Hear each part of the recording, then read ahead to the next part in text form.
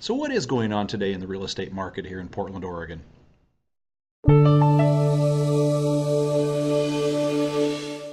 Hi, this is Steve Schwab with the Portland Lifestyle Team here in Portland, Oregon. Steve Tickner and I would like to welcome you to our first video blog. And before we get started, I want to take a moment to point out a couple of items you'll see on the side of the web page there. If you are considering selling a home, there's a button you can click on that'll take you to a free home evaluation site. As well, if you're considering buying a home, click on the Homes for Sale button. That'll take you to a search site that I think you're going to find truly amazing. So with that, let's get started. We get the question a lot, is Portland seeing a buyer's market or a seller's market? Well, the Portland area is continuing to find itself in the midst of a seller's market. Now, in comparison to the 2006 market, there are some fundamental differences. Back then, let's say your neighbor sold their home on a Friday for $400,000. Well, we would go turn around and go put your home on the market the following Monday, and we probably would throw $410,000 at it. And guess what? The home would sell. And that was a fairly regular routine that we would see. Today, things are much different. Asking price in today's market is critical. I mean, you can't ask too much, otherwise it'll sit. In addition, your home's got to show impeccably.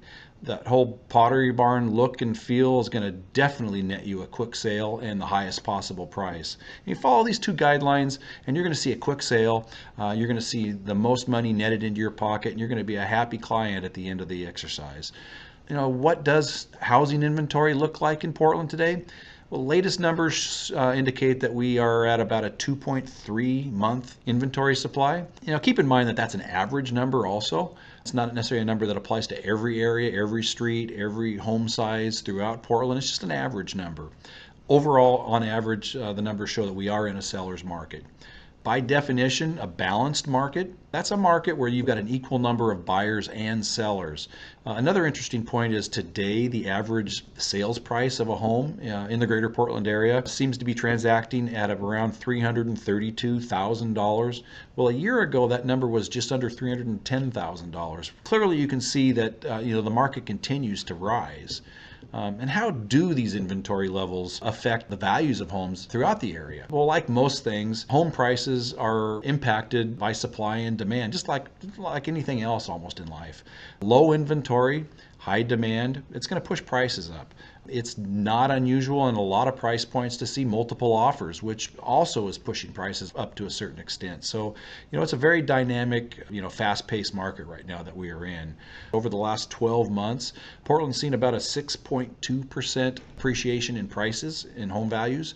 I would fully expect, based on what we're seeing today, that continue to be the trend we see throughout 2015. And interest rates, that's another fascinating topic that we get questions on all the time. And they're actually fueling the real estate market to a certain extent. I think it was last week alone we saw rates drop to, again, historic lows below 4%. And I believe they're still there today as we speak.